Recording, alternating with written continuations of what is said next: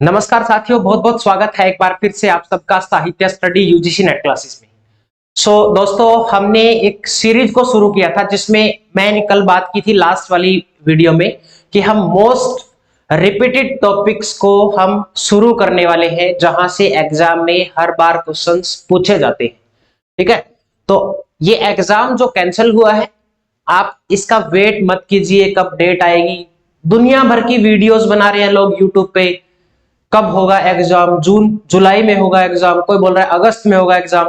ठीक है, तो इस तरह की आप वीडियोस को फॉलो मत कीजिए। सिंपल सा आप अपनी स्टडी पे दोबारा से ध्यान दीजिए। जितना आपने सिलेबस किया था उसको अच्छे से रिवाइज कीजिए, जितना हो सकता है उतना रिवाइज करने की कोशिश कीजिए। और मोस्ट जो चेक कीजिए रिपीटेड क्वेश्चन है, जो प्रीवियस ईयर के क्वेश्चन है, उनमें कौन कौन सी टॉपिक्स जो है वो रिपीट हो रहे हैं। साथ में मैं आपकी हेल्प करूंगा, कौन कौन से टॉपिक्स रिपीट हो रहे हैं डेली मैं टॉपिक्स पे वीडियो डालूंगा कि आप ये टॉपिक जो है वो अच्छे से पढ़िए, अच्छे से करिए।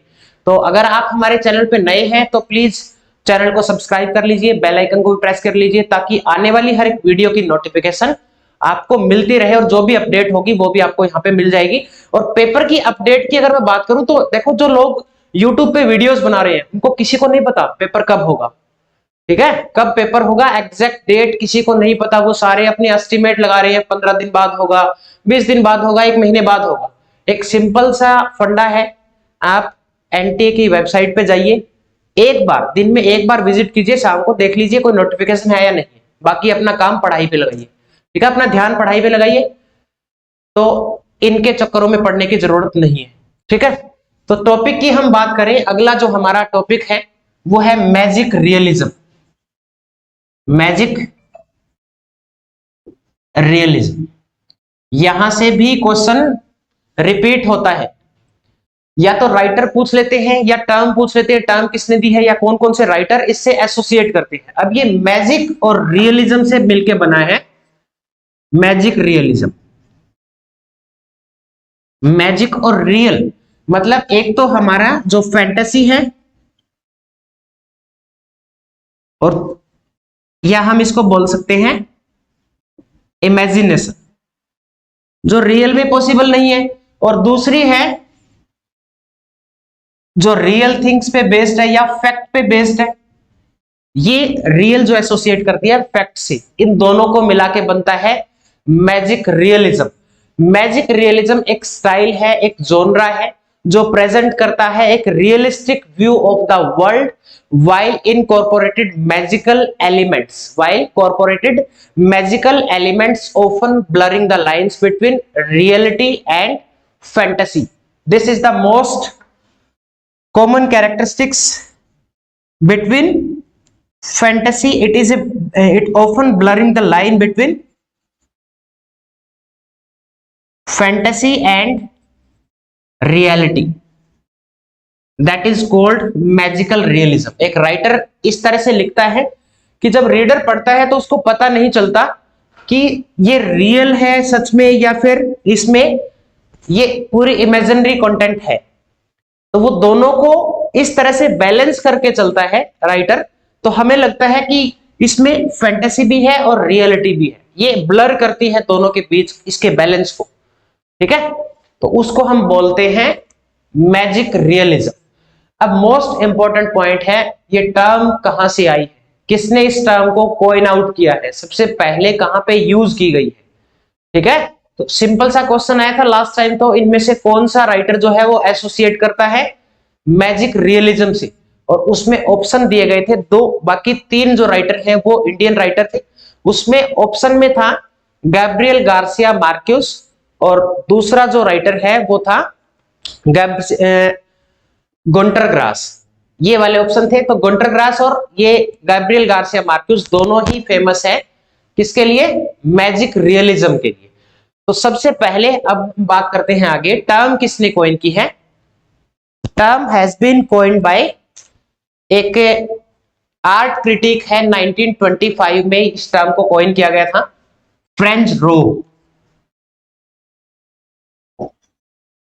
फ्रेंच रो, इन्होंने 1925 में इस टर्म को कॉइन आउट किया है। इसका ओरिजिन हुआ है ठीक है। 1920s में term was influenced by German and Italian painting style 1920s, वहां से इन्फ्लुएंस मिला है इनको, वहां से ये टर्म आई है। और फ्रेंच रो ने 1925 में इस टर्म को कॉइन आउट किया है। अब हम बात करते हैं मोस्ट इंपॉर्टेंट जो राइटर एसोसिएट करते हैं, कौन कौन से राइटर हैं इसमें, ठीक है, उनके बारे में हम बात कर लेते हैं। सबसे पहले तो एक लिख लो इसमें, गैब्रियल गार्सिया मार्क्यूस। फ्रेंच रो हो गया जिसने टर्म को कॉइन आउट किया है, गैब्रियल गार्सिया मार्क्यूस। दूसरा लिखो गुंटर ग्रास। इनके वर्क भी आपको याद करने हैं। Gabriel Garcia Marcus is famous for 100 Years of Solitude, famous work है, मैजिकल रियलिज्म का फेमस एग्जांपल है ये, ठीक है। गुंटर ग्रास फेमस है किसके लिए? टिन ड्रम के लिए, टिन ड्रम। और एक इनकी डंजिंग ट्रायलॉजी है, डंजिंग ट्रायलॉजी के नाम से एक बुक की सीरीज लिखी है, 3 बुक है उसमें, वो भी मोस्ट इंपॉर्टेंट है और वहां से भी क्वेश्चन पहले आए हैं। उसमें 3 जो सीरीज में नॉवल है उनके नाम आपको याद करने हैं। पहली का नाम है कैट एंड माउस, दूसरी का है डॉग ईयर्स और तीसरी का है क्रैब वॉक। ये तीनों के नाम याद रखना, यहां से भी क्वेश्चन पहले आया हुआ है और रिपीट भी हुआ है, ठीक है। नेक्स्ट राइटर इसमें लिखो सलमान रश्दी, सलमान रश्दी। इनका तो आपको पता होगा, सलमान रश्दी ने बहुत फेमस वर्क लिखा है मिडनाइट चिल्ड्रन, ठीक है, मैजिक रियलिज्म का एग्जांपल है वो। उसके बाद लिखो मिलन कुंड्रिया,